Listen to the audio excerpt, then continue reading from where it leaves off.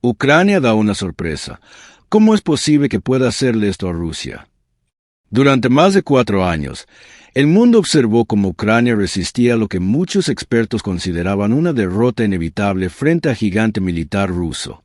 Sin embargo, en los primeros meses de 2026, algo ha cambiado en el campo de batalla. Kiev no solo contiene los avances rusos, sino que en varias zonas ha logrado revertirlos, generando una pregunta que pocos se atrevían a formular abiertamente. ¿Puede Ucrania ganar esta guerra? El conflicto que comenzó el 24 de febrero de 2022 ha dejado un saldo devastador.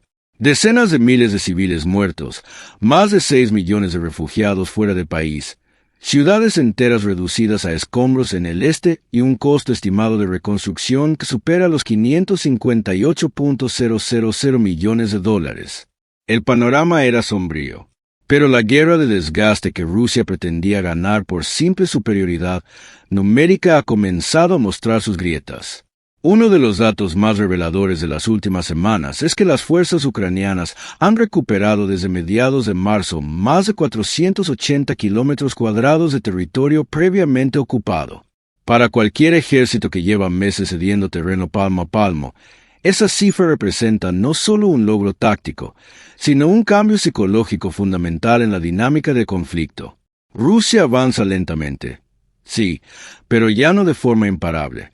La clave de este giro inesperado se encuentra, en gran medida, en la tecnología. Ucrania ha desarrollado un ciclo de innovación con drones militares muy superior al de Rusia, permitiéndole interrumpir cadenas de suministro enemigas, frenar movimientos de tropas y atacar infraestructuras profundas en territorio ruso. En mayo, las fuerzas ucranianas atacaron más de 88.000 objetivos militares rusos, causando pérdidas masivas de personal y material por valor de más de $1.000 millones al complejo militar industrial de Moscú. Estos ataques de largo alcance han tenido un efecto que va más allá del daño físico. Han comenzado a erosionar la narrativa de invencibilidad rusa. El día de la victoria, el 9 de mayo, Moscú celebró su desfile más obvio en décadas. Por primera vez desde 2007, no hubo columna de vehículos militares en la Plaza Roja. La razón oficial fue una amenaza terrorista, pero la realidad es más concreta. El equipamiento está en el frente o ha sido destruido. El símbolo de poderío militar ruso lució vacío literalmente. En ese mismo contexto, el presidente Vladimir Putin pronunció palabras que nadie esperaba escuchar. En un discurso del día de la victoria, insinuó que el conflicto ucraniano estaba llegando a su fin.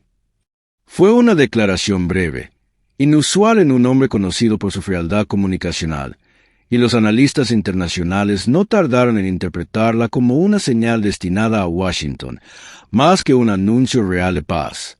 Putin habla poco al azar.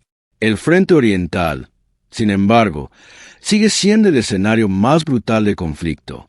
Los combates más intensos se concentran en la región de Donetsk, donde Rusia lleva casi 2 años intentando avances significativos sin lograrlo plenamente.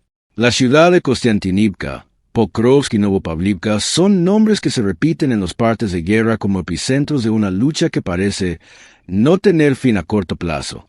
Aún así, Ucrania ha logrado recuperar posiciones en los frentes de Kharkov, Zaporilla y Gerson, lo que habla de una capacidad defensiva y ofensiva simultánea sorprendente. La guerra informativa también ha escalado considerablemente. Rusia despliega granjas de bots, deepfakes con la voz de Zelensky pidiendo la capitulación y narrativas falsas sobre motines en unidades ucranianas. Sin embargo, la transparencia que ofrecen los sistemas de inteligencia de código abierto y los analistas independientes ha hecho cada vez más difícil sostener la imagen de un ejército ruso victorioso y en marcha. La propaganda tiene límites cuando los satélites muestran otra cosa. Dentro del propio espacio informativo ruso han comenzado a emerger críticas insólitas. Los escasos avances y las enormes pérdidas humanas han generado cuestionamientos hacia el mando del ejército y hacia la base industrial de defensa, que no logra reemplazar el material destruido al ritmo que la guerra exige. Esta presión interna, aunque silenciada en los medios oficiales, es uno de los factores que los analistas señalan como potencialmente decisivos en el mediano plazo. El apoyo internacional, sigue siendo una variable crucial en este tablero.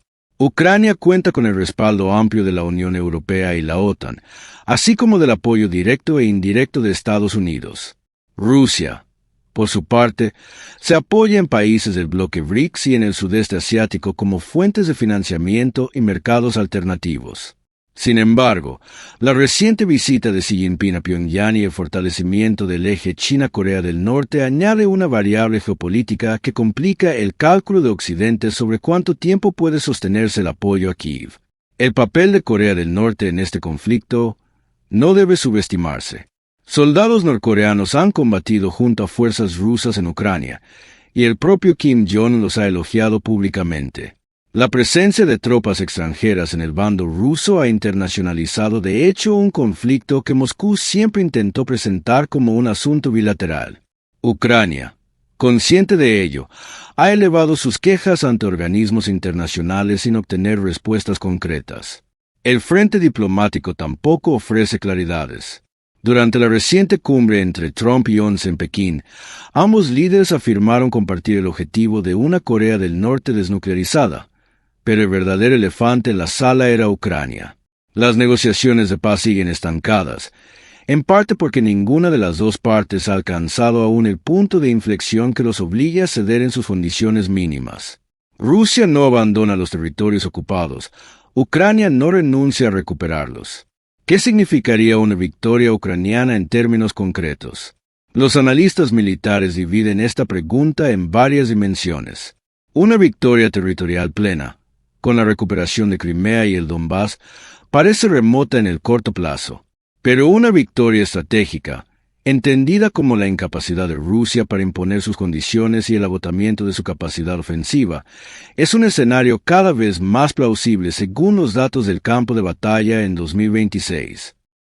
La sorpresa ucraniana no es un milagro improvisado. Es el resultado de 4 años de adaptación forzada, de una sociedad que aprendió a sobrevivir bajo bombardeos, de militares que desarrollaron doctrinas innovadoras con recursos limitados y de una voluntad de resistencia que muchos subestimaron desde el principio. Los drones que ahora penetran el espacio aéreo ruso a cientos de kilómetros de distancia son el símbolo de esa transformación. El escenario más probable para los próximos meses apunta a una guerra de posiciones con golpes asimétricos. Ucrania atacará la economía de guerra rusa, sus depósitos de combustible, sus fábricas de armamento y sus líneas logísticas, mientras mantiene sus defensas terrestres.